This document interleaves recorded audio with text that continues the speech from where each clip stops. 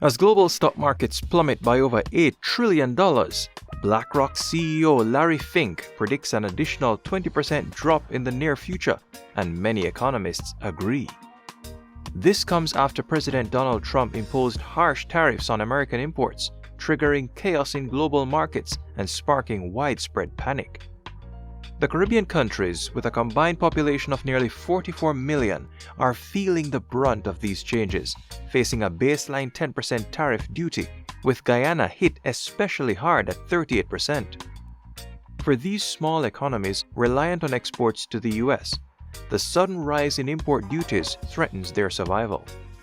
CARICOM has made a strong stand, urging the US to reconsider the impact of its policies. But will this crisis push the Caribbean to pivot away from America and seek new trade alliances?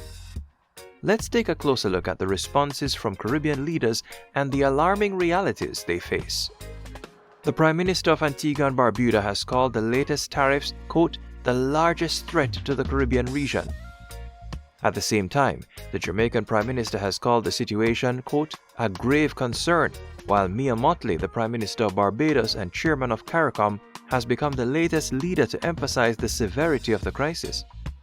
Opening her speech with the words, quote, our world is in crisis. I will not sugarcoat it.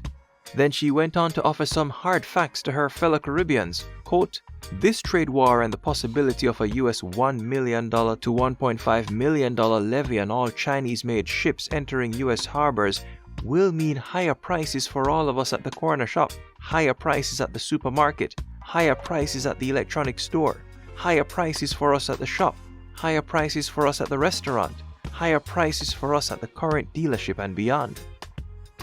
Our world is in crisis. I will not sugarcoat it.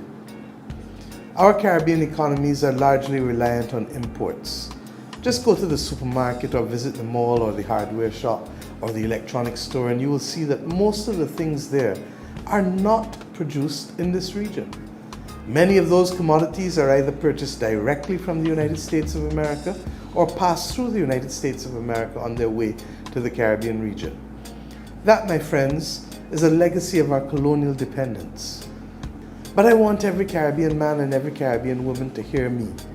This trade war and the possibility of a $1 million to $1.5 million levy on all Chinese-made ships entering US harbors will mean higher prices for all of us at the corner shop, higher prices at the supermarket, higher prices at the electronics store, higher prices for us at the shop, higher prices for us at the restaurant, higher prices for us at the car dealership and beyond. For many years, the Caribbean region depended on its exports to American markets. The reason was simple. The market was readily accessible. The consumers were plentiful, and diplomatic relations were good. However, none of those may be the case anymore. American markets are no longer accessible, increased import duties will reduce consumption, and Trump's policies will surely cause diplomatic rifts. Small Caribbean economies previously relied on measures like CBI and CBERA to export their products to the US with near zero duties. For a long time, this allowed agricultural industries from countries like Jamaica, St. Vincent, Barbados, and the Dominican Republic to prosper. Similarly, Guyana's gold, Jamaica's bauxite, Haitian clothing, and other exports also had a clear route. American consumers will now pay at least a 10% higher rate for those same products. The raised prices will affect these businesses, permanently hemorrhaging a few of them. To deal with this potential loss, the Caribbean markets are now looking for a solution to this problem, and experts believe that the Caribbean might pivot toward new markets. In her speech, the CARICOM chair laid out a clear 4-point manifesto for the Caribbean's future. First, she emphasized the need to urgently re-engage with the United States at the highest possible level. She then called for unity, urging the region not to fight among themselves for political gain. The next step was a strong push to invest more in Caribbean agricultural production and light manufacturing. And finally, she highlighted the importance of strengthening ties with Africa, Central and Latin America, while also renewing relationships with long-standing partners like the United Kingdom, Europe, and Canada.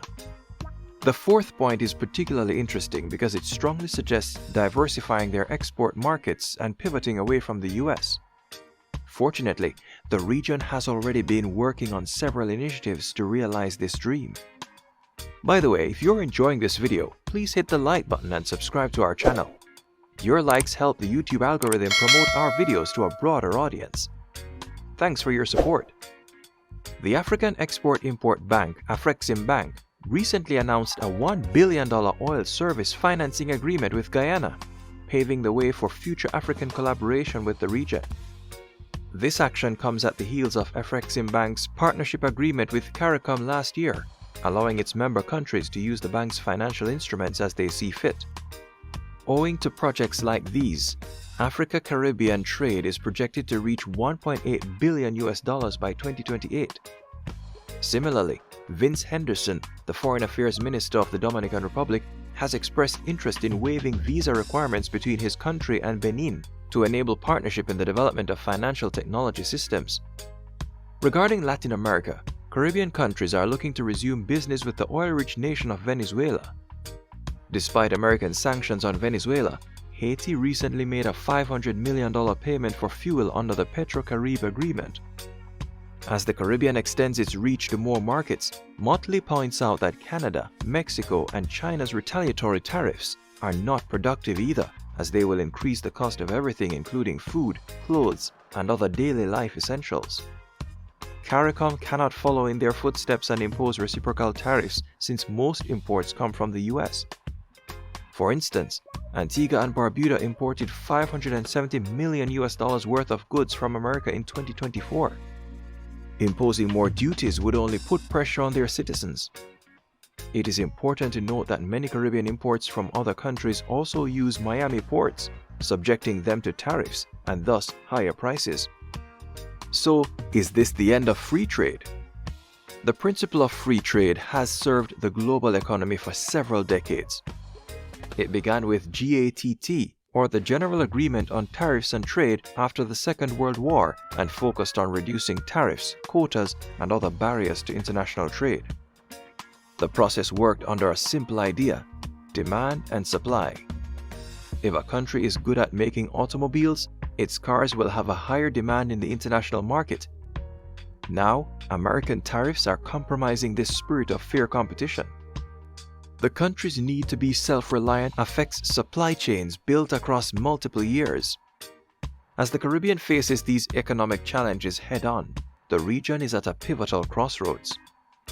While the road ahead may seem uncertain, the push for new markets and stronger international ties offers a beacon of hope. With CARICOM's clear 4-point manifesto guiding the way, the Caribbean is poised for unity, strategic growth, and adaptation. The future of the Caribbean lies in its ability to diversify and build stronger partnerships across the globe.